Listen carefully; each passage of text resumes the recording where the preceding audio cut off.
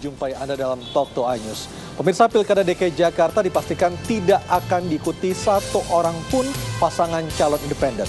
Kepastian tersebut didapat setelah Iksanuddin Nursi yang sebelumnya mengklaim telah mengantongi 600.000 lembar dukungan KTP.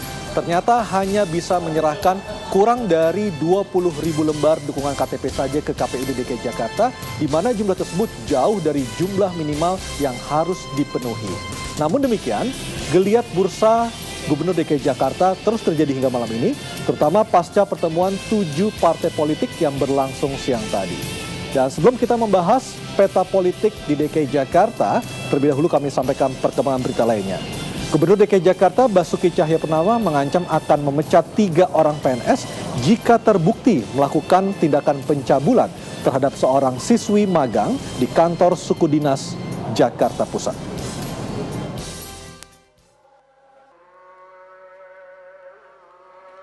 Sejak adanya laporan kasus pencabulan yang dilayangkan orang tua M, seorang siswi magang di kantor suku dinas pariwisata pemerintahan kota Jakarta Pusat pada 3 Agustus lalu hingga kini aparat Polres Metro Jakarta Pusat juga belum bisa mengungkap kasus tersebut.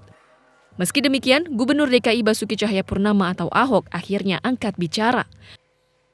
Ahok menyayangkan tindakan tercela yang dilakukan oknum PNS tersebut. Ahok mengancam akan memecat secara tidak hormat oknum PNS tersebut apabila terbukti bersalah. Yang sanksi berat ya pemberhentian. Berarti belum dipecat ya Pak ya? Masih Belum, pasti langsung pemberhentian. Kan masih ada penyidikan macam-macam. Seorang siswi magang berinisial M melaporkan dugaan pencabulan yang dialaminya ke Polres Metro Jakarta Pusat pada 3 Agustus 2016 lalu. Insiden terjadi pada 12 Juli lalu saat korban tengah menjadi siswi magang di kantor Sudin Pariwisata Pemkot Jakarta Pusat. Korban mengaku dibekap hingga pingsan oleh 3 oknum PNS di sebuah ruangan kantor. Dari Jakarta Pusat, Raniston Sancaya memberitakan. Pemirsa, polisi masih menyelidiki penyebab pasti kebakaran yang terjadi dalam proyek pembangunan Swiss Bell Hotel di Kelapa Gading, Jakarta Utara yang terjadi pada hari Minggu kemarin. Dan peristiwa tersebut menyebabkan terjadinya atau jatuhnya korban jiwa akibat berupaya menyelamatkan diri dari kobaran api.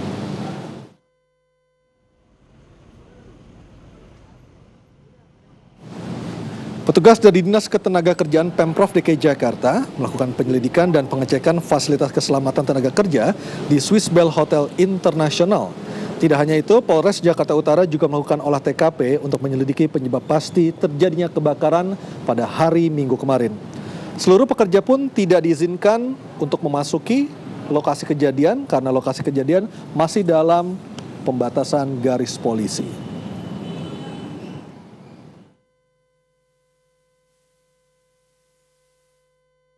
Saat ini kita masih terus berupaya untuk berkoordinasi dengan otoritas Malaysia dan juga pemilik kapal untuk mengetahui lebih detail di mana persisnya ditangkap dan di mana mereka dibawa ke tempat di kawasan Filipina tersebut.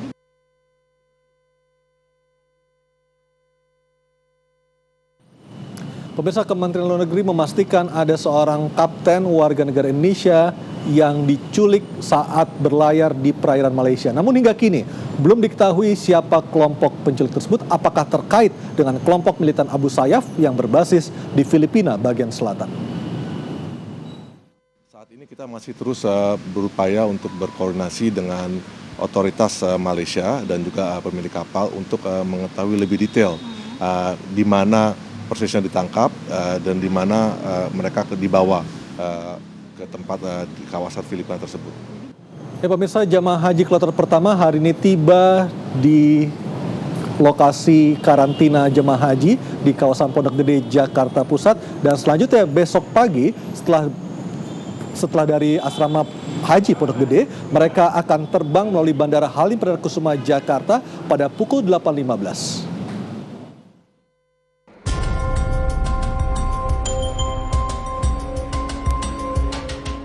393 jemaah haji embarkasi Jakarta hari ini tiba di asrama haji Pondok Gede untuk dikarantina. Jemaah akan diberangkatkan besok pagi melalui Bandara Udara Halim Perdana Kusuma. Jemaah ditemani oleh 5 orang petugas, yaitu 1 ketua kloter, 1 pembimbing ibadah, dan 3 medis terdiri dari 2 perawat dan 1 dokter. Akan diperiksa kesehatannya, kemudian mereka akan diidentifikasi. Kalau usianya 60 tahun, ke atas tetapi tidak memiliki riwayat penyakit, maka diberikan gelang warna hijau. Tapi kalau 60 tahun tetapi dia memiliki penyakit, maka akan diberikan gelang warna merah. Kemudian kalau bagi mereka yang di bawah 60 tahun tapi ada riwayat penyakit akan diberikan warna kuning. Di Asrama Haji Pondok Gede, jamaah akan dikarantina serta pemeriksaan kesehatan. Total embarkasi DKI ada 46 kloter.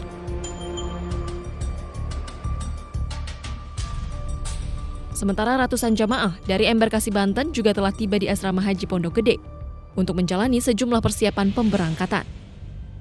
Sedikitnya ada 390-an jemaah haji embarkasi Banten yang akan melakukan serangkaian persiapan pemberangkatan haji. Dari ratusan jemaah haji, sejumlah jemaah yang perlu perhatian lebih karena mengidap penyakit serius. Semua jemaah telah menjalani serangkaian pemeriksaan kesehatan, termasuk pemasangan gelang penanda sebagai parameter kesehatan setiap jemaah.